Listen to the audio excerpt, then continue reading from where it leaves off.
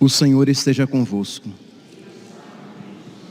Proclamação do Evangelho de Jesus Cristo, segundo João. Naquele tempo, disse Jesus aos seus discípulos: tenho ainda muitas coisas a dizer-vos, mas não sois capazes de as compreender agora.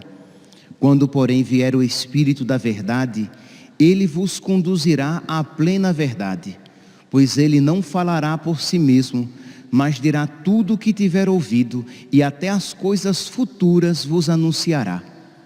Ele me glorificará, porque receberá do que é meu e vô-lo anunciará. Tudo que o Pai possui é meu, por isso disse que o que ele receberá e vos anunciará é meu. Palavra da salvação.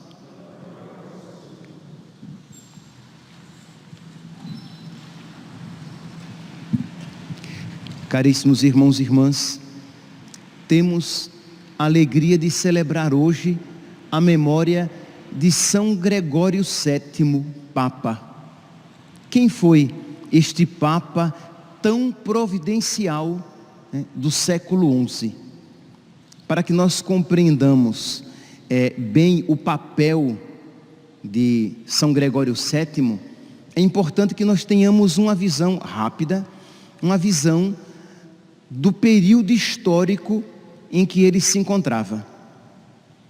Ele nasceu no início do século XI, ele nasceu em 1020, na Itália, mas esse período, do século X e o século XI foram muito difíceis para a igreja, porque nós vivíamos neste período dois grandes problemas: a simonia e o nicolaísmo. Isto é, a simonia era a prática da venda dos sacramentos, a venda da graça, a venda dos cargos eclesiásticos. Imagine que para ser bispo, para ser abade de um grande mosteiro e até mesmo papa, as pessoas pagavam. A influência política, ela contava. Por quê? Porque o rei escolhia quem seria bispo, quem seria o responsável por aquele bispado.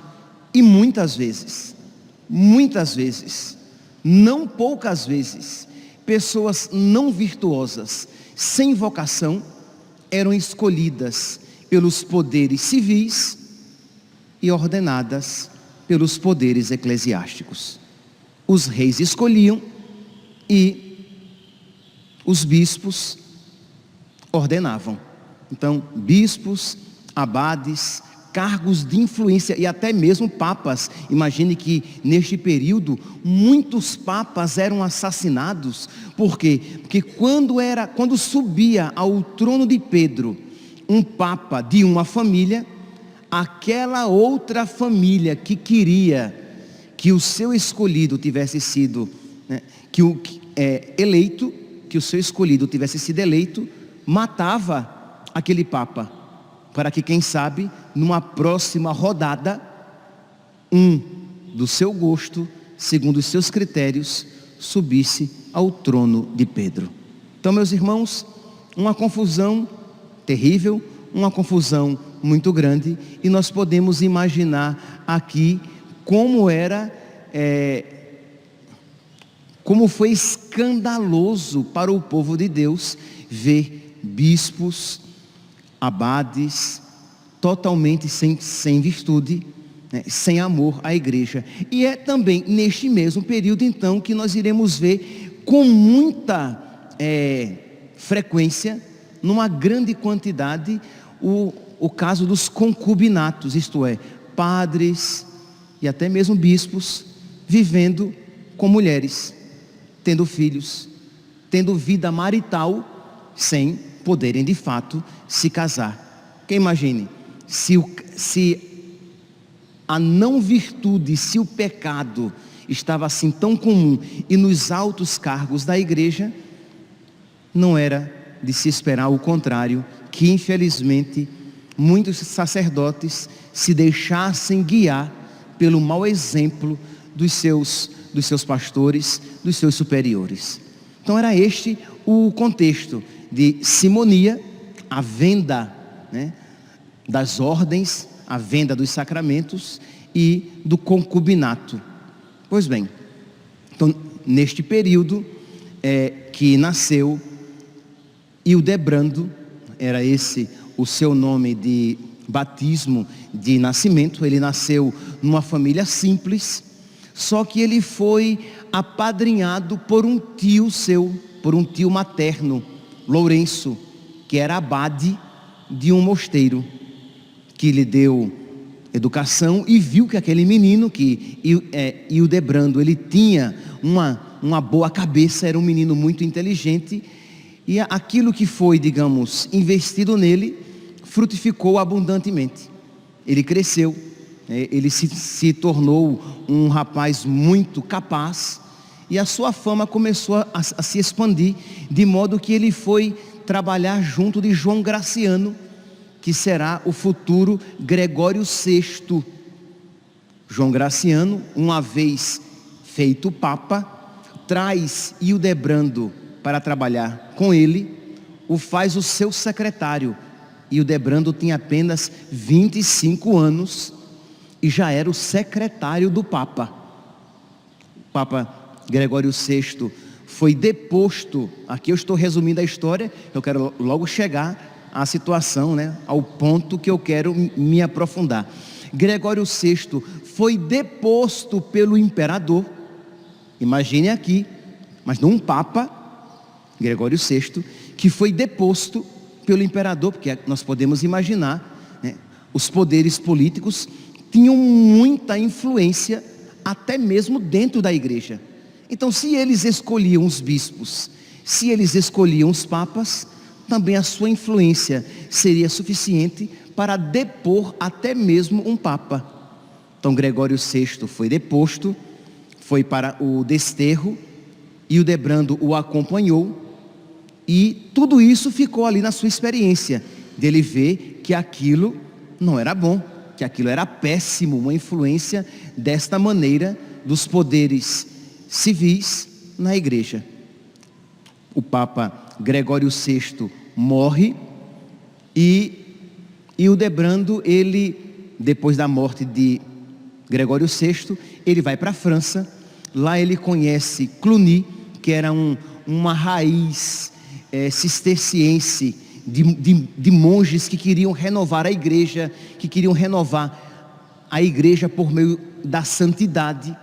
Ele tomou o hábito de Cluny, ele se tornou monge, só que, lembra, ele já era muito conhecido, e ele não conseguiu ficar muito tempo lá em Cluny, porque o Papa Leão IX, uma vez feito Papa, né, chamou Hildebrando para ser também, digamos, para administrar temporalmente as coisas da igreja. Leão IX seria, digamos, o Papa, e ele administraria as coisas temporais. Ele sai de Cluny, atende o chamado do Papa, o Papa morre, depois vem outros 4 papas, que diz a história que nenhum desses papas tomava uma grande decisão sem antes consultar Hildebrando. Tão grande era a sua fama, né? Muito bem, os 4 papas morrem. O último deles é o Papa Alexandre II, que ao morrer, no seu funeral, Hildebrando estando lá, foi aclamado pelo povo e pelo clero como Papa. Hildebrando Papa, São Pedro o escolheu no funeral de Alexandre II. Ele então é feito Papa toma o nome de Gregório VII e continua aquela reforma que já tinha sido começada, isto é, de combater a simonia e o concubinato dos padres. E é claro, meus santos, que nós podemos aqui imaginar que combater o pecado dentro da igreja não seja algo que traga flores, né? A perseguição começou porque muitos queriam continuar naquela situação. E dentre esses problemas, o mais, digamos, agudo foi o caso da simonia. Ele teve que destituir um bispo, Godofredo, né, bispo de Milão. Por quê? Porque este praticava a simonia. Ele teve que reformar, que mudar quase todo o episcopado da França. Imagine mudar todos os bispos, porque eles fomentavam a simonia. Só que quando começou o trabalho na Alemanha, ele encontrou a dificuldade com o imperador, que não queria, Henrique IV, que não queria de maneira nenhuma que aquilo que o Papa tinha em mente se realizasse. Em 1074, o Papa, ele proibiu, sob pena de excomunhão, que uma autoridade secular escolhesse algum bispado. Isto é, estava proibido. Só que o imperador da Alemanha fez pouco caso e continuou escolhendo os abades, os bispos. E aí então o Papa Gregório VII excomunga o imperador, e o imperador o destitui do papado. E aí, só que o poder espiritual prevaleceu.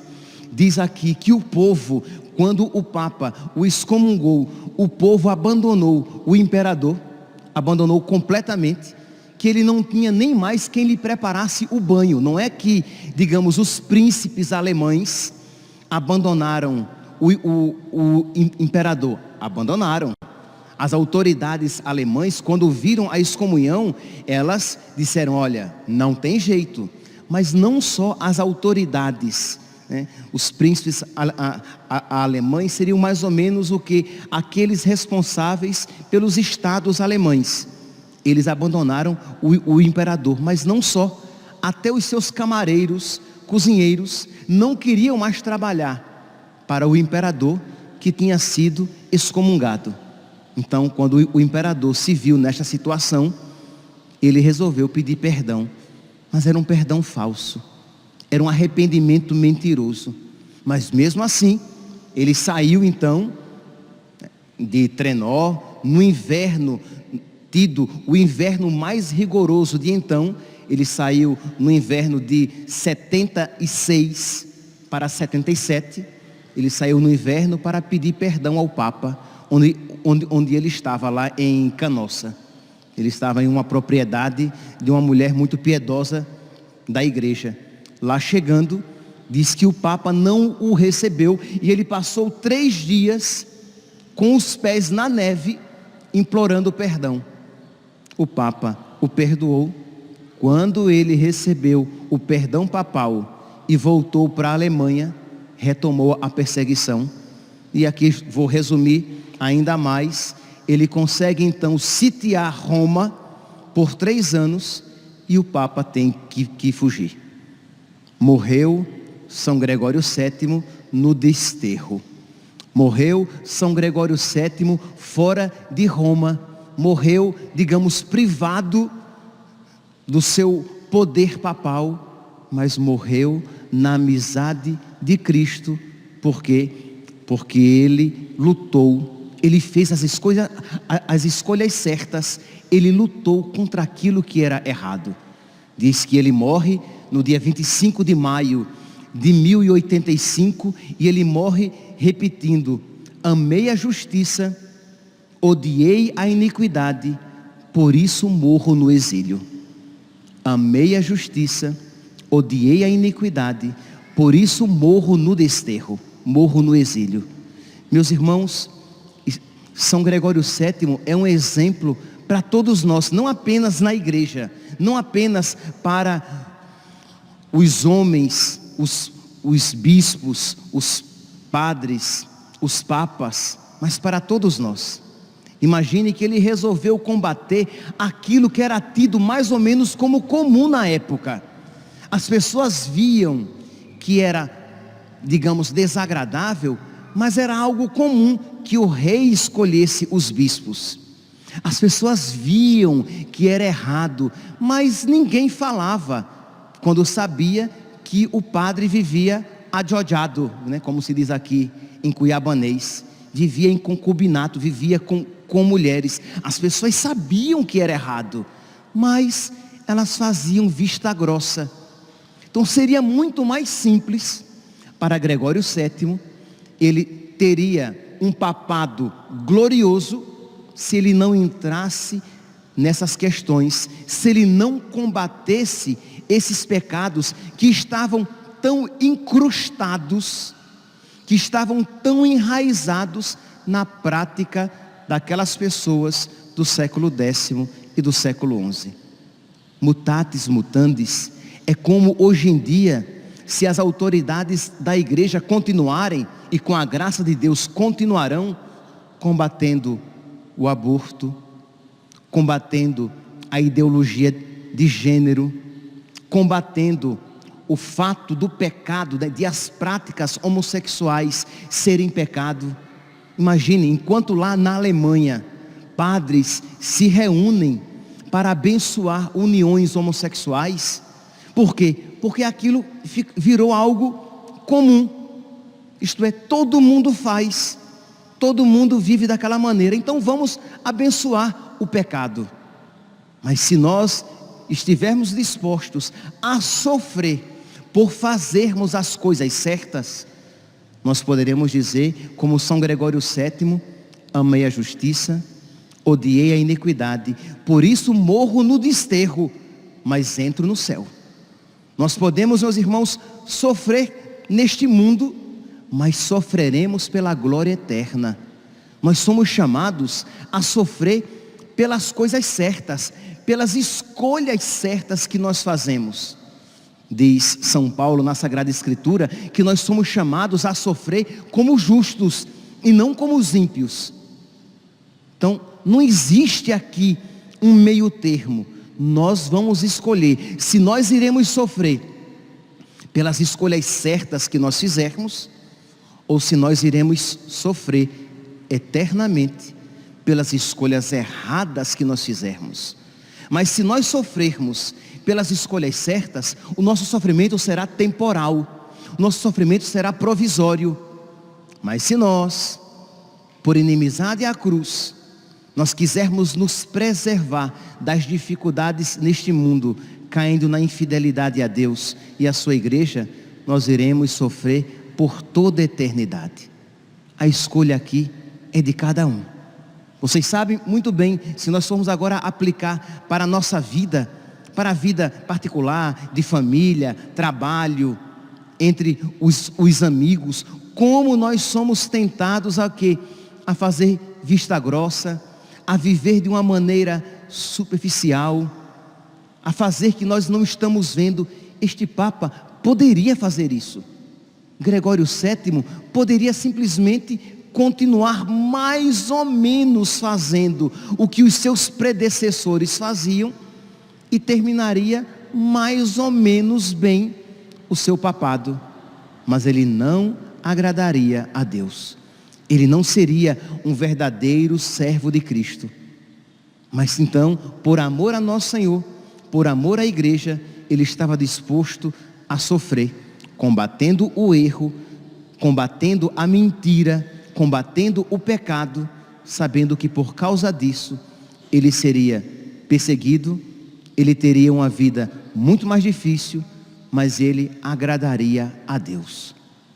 Peçamos, meus irmãos, peçamos esta graça para os nossos bispos, os nossos padres, para nós, para que nós sejamos fiéis a nosso Senhor, para que nós estejamos dispostos a sofrer pelas escolhas certas, mas peçamos isso também para nós, eu tenho certeza que se cada um olhar para a própria vida, poderá haver ocasiões em que você diz: eu devo seguir por esse caminho. Ah, mas esse caminho é mais difícil. Por esse caminho eu terei dificuldades. Por esse caminho talvez eu seja perseguido, eu não seja compreendida. Mas a pergunta é: você quer seguir pelo caminho fácil e se perder para toda a eternidade? Ou seguir pelo caminho difícil e ganhar a vida eterna?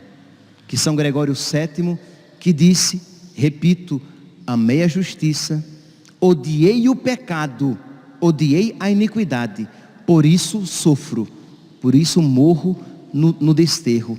Que Ele interceda por nós, para que nós sigamos o seu exemplo na nossa vida particular. Louvado seja nosso Senhor Jesus Cristo, para sempre seja louvado.